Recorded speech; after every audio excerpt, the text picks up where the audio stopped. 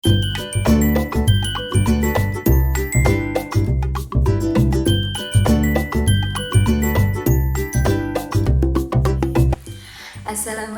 warahmatullahi wabarakatuh. Halo teman-teman, perkenalkan nama saya Sururi Nufus. Pada bagian ini kita akan belajar bersama-sama mengenai faktor-faktor yang mempengaruhi proses korosi dan cara pencegahan korosi. Tujuan pembelajaran kali ini yaitu siswa dapat menganalisis faktor-faktor yang mempengaruhi terjadinya korosi dan siswa dapat menjelaskan upaya pencegahan korosi. Jika kalian mencermati beberapa kasus perkaratan besi dan reaksi-reaksi pada proses perkaratan besi, maka faktor-faktor yang mempengaruhi proses perkaratan dapat dibagi menjadi dua, yaitu faktor utama dan faktor pendukung. Faktor utama adalah faktor yang terlibat langsung pada reaksi dan sebagai penentu utama berlangsungnya reaksi tersebut. Faktor utama meliputi gas oksigen dan air. Sedangkan faktor pendukung adalah zat-zat lain atau kondisi lain yang secara langsung mempengaruhi proses perkaratan.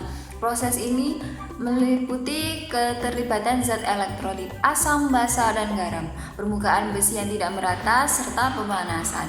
Kalau kalian lihat dari faktor-faktor yang mempengaruhi proses perkaratan besi, langkah apa yang kalian lakukan untuk proses pencegahan perkaratan pada besi? Tentunya secara umum langkah-langkah untuk menghindari kontak besi dengan faktor-faktor pemicu terjadinya reaksi perkaratan yang meliputi gas oksigen, air, elektrolit, serta mengupayakan permukaan besi lebih rata.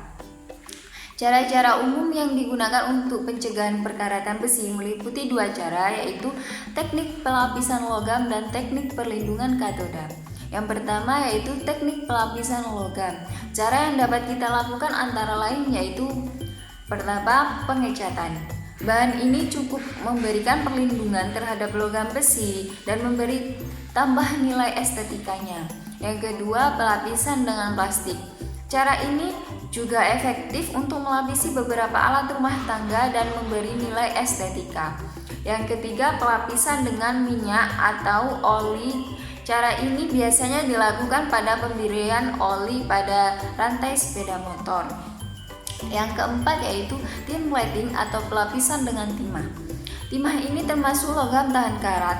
Kaleng dari kemasan dari besi umumnya yang dilapisi dengan timah. Proses pelapisan dapat dilakukan secara elektrolisis. Lapisan pada timah akan melindungi besi selama lapisan itu masih utuh. Apabila terdapat goresan, maka timah ini justru mempercepat suatu proses korosi karena potensi elektroda timah lebih positif dari besi. Yang kelima, chrome plating atau pelapisan dengan krom. Krom memberi lapisan pelindung sehingga besi yang sudah diberi lapisan krom akan mengkilap. Pelapisan dengan krom ini dilakukan dengan proses elektrolisis. Krom juga dapat memberikan perlindungan meskipun pada suatu lapisan krom tersebut ada yang rusak. Cara ini umumnya dapat dilakukan pada kendaraan bermotor, misalnya saja bumper mobil. Yang keenam, pelapisan dengan seng atau galvanisasi. Seng juga dapat melindungi besi meskipun lapisannya ada yang rusak. Hal ini karena potensial pada elektroda besi lebih negatif daripada seng. Maka pada besi yang terkontak dengan seng akan membentuk sel elektrokimia dengan suatu besi sebagai katode dan seng akan mengalami oksidasi sehingga besi akan lebih awet. Selanjutnya, teknik perlindungan katode atau proteksi katode. Cara yang digunakan dalam teknik ini meliputi yang pertama, pengorbanan anoda. Cara ini dilakukan dengan menggunakan logam lain yang lebih reaktif sebagai anoda. Kalian bisa memilih logam-logam yang mempunyai potensial reduksi lebih kecil dari logam besi. Logam apa itu?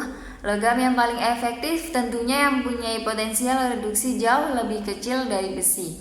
Perbaikan pada pipa bawah tanah yang terkorosi mungkin juga memerlukan perbaikan yang mahal biayanya. Hal ini dapat diatasi dengan sebuah teknik sacrificial anoda, yaitu dengan cara menanamkan sebuah logam magnesium atau aluminium kemudian dihubungkan ke pipa besi melalui sebuah kawat. Lalu logam magnesium atau aluminium itu akan berkarat. Sedangkan besi tidak, karena magnesium atau aluminium merupakan suatu logam yang reaktif atau lebih mudah berkarat. Yang kedua, menggunakan arus paksa.